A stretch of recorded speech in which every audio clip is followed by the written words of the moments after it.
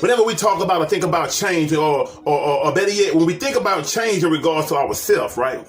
Like, I need to change. You know, a lot of us who naturally have an inclination or desire to just have more than what they have, to be in a better position than what they're in. You know, just to want more, just to want different, just to want better, right? So a lot of times, most of us reach a point in our life where we know it's some things about us need to change, right? Right, you with me, right? So you know that some things about us need to change. But here's one thing that I realized about that whole concept and idea of change. You see, most of us think that change means totally being something other than who you are.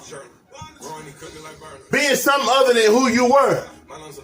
You know, a lot of times when we see somebody who was acting one way or being one way at some point in time in their life, and then all of a sudden they're acting contrary to the way that individual or those individuals are used to, we'll say, "Ooh, she done changed. Ooh, he done changed. That individual done changed." You know, here's one thing I realized about myself, because, you see, if you have the wrong idea about change, you will think that you never have changed. And some people will think that they've changed and really haven't changed much at all.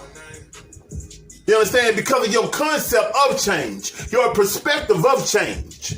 Right? You with me? You see, that was a time when I was locked up and I was doing all those years. And I didn't want to get out until I had changed. I didn't want to come home until I know that I was going to deal with life differently than I had been dealing with life. You understand what I'm saying? Because I knew that I was not going to get another chance. Either I was going to die in these streets, or I was going to never come home from inside the walls. And even if I didn't get me a life sentence, I know I didn't have the mentality to deal with being buried alive. I didn't have the mentality to deal with the mindset of the individuals who are incarcerated as well as those who run incarceration. I know I don't have that kind of mindset. I don't have that kind of mindset for a lot of these jobs. I just don't have that kind of mindset. And I used to, look down on myself or look at that as a minus against myself until I realized really what employment really is. I ain't gonna talk about that right now because we're talking about change. You see, so all that time I'm thinking, because I had certain inclinations, because I had certain desires still, rambling in the background, trying to pull forward and get out at times, because there was some things I still hadn't let go. Even though many people that had come across me at one point of my incarceration would always ask me, I'm talking about from the inmates to the guards, they would ask me, "Man, what are you doing in here? You ain't supposed to be here." And at first I used to take that kind of like as an insult. I used to be like, "What you mean?" Because in my mind I started taking it like, you trying to take away some of my hood stripes or something. Like, I ain't earned this shit, you know what I'm saying? So I'm like, hold on, man, what you mean? You think I took a case of somebody else? Like I'm a flunky or something? I used to actually get offended by that until I had to shift the way I was viewing what I was hearing. And you see, that's what most of us have to do under most circumstances when we find ourselves becoming offended. Be getting on the defensive side of things.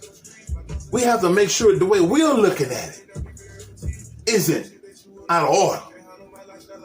And even if it is meant that way, if you taking it that way, is it conducive for you? You see, sometimes you got to shift it for yourself, regardless of what they meant. You understand? You got to broaden your perspective for yourself. So when people would tell me that, I would be like, we need to be practicing our social distancing. And so I've been home. And then one day I was sitting in my cell and I realized that I done changed so much that these individuals, they don't know the dude who brought me in here. They don't know the me that got me in here. They can't. I done grown so much. I done evolved so much. I done moved forward so much in the way how I deal and present myself that they can't even see the mindset that brought me in here. So then when people would say that, I would tell them, you only say that because of who you are talking to right now, who you meet right now. You see, you meeting Hassan right now. You ain't met Shooter yet. And God forbid. Because here's another thing I realized. Is because, you see, you don't never really change. What happened to you is that you begin to deal with life differently.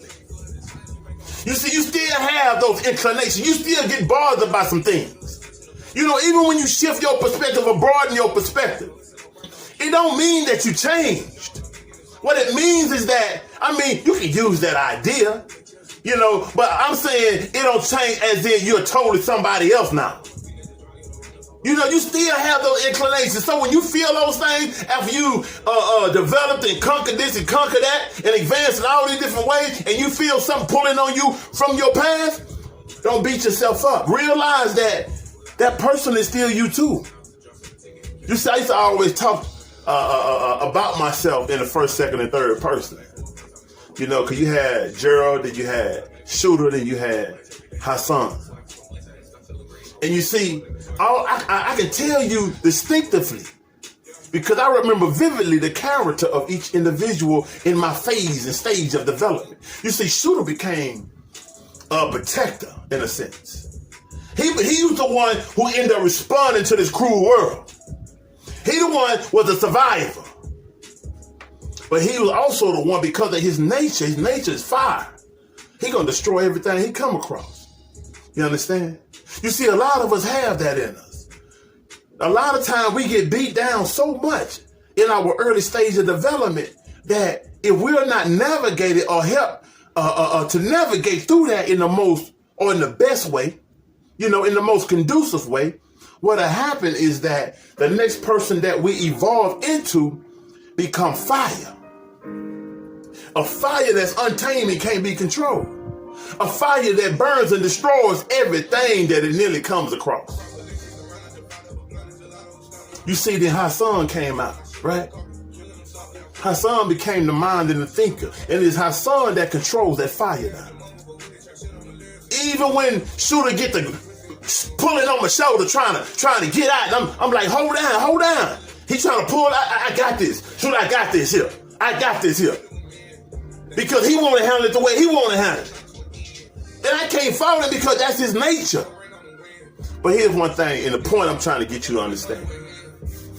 You see, your change, as long as you strive for change, as long as you striving to be better, as long as you consciously striving to deal with life differently. And you see, life is people. As long as you're striving to deal with people, situations and circumstances in a way that it isn't counterproductive towards everything that you value, you desire, and that you're working toward. Anytime you take 10 steps forward and you take 20 steps backwards as a result of a decision you made, you fail. You fail the test. Now, it don't mean that if you build something and it don't work out the way you wanted it to work out, that you fail. You see, no, that ain't what I'm talking about. You know what I'm talking about. I'm talking about when you regret. When you say something you say you didn't mean. When you do something that you say you didn't mean to do. You know, when you did something, and then after you done it, and you start reaping the repercussions of it, and you realize, you know, I fucked up. That's what I'm talking about. I'm talking about when you allow that fire to come out. You see, it's going to take time, though. It ain't going to happen overnight. And trust and believe, Hassan is still dealing with Shooter. And I would likely be dealing with Shooter until the day I die.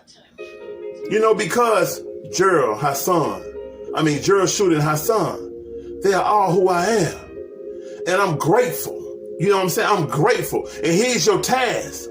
Your task is to harmonize all of that. It ain't to bury it. It ain't to get rid of it. Why? Because it's that person that got you to where you are right now. So don't frown down on it because that's you got beyond that point. But it took you to get through that point and go through that to get where you are right now. So don't try to bury that person, because if you try to do that, you're going to end up making choices and decisions that's going to put you right back there facing that individual. Don't try to bury her. Don't try to bury him. Bring them all together and make them harmonize as one. But they say the Father, Son, and the Holy Ghost. You know what I'm saying? And this ain't being micro. I'm just saying we need to come together all as one within ourselves, because we gods. We God. We reflections of the high and most high. We have attributes of the most high. You know, we was made in that image of the most high. God made everything in creation subservient to man.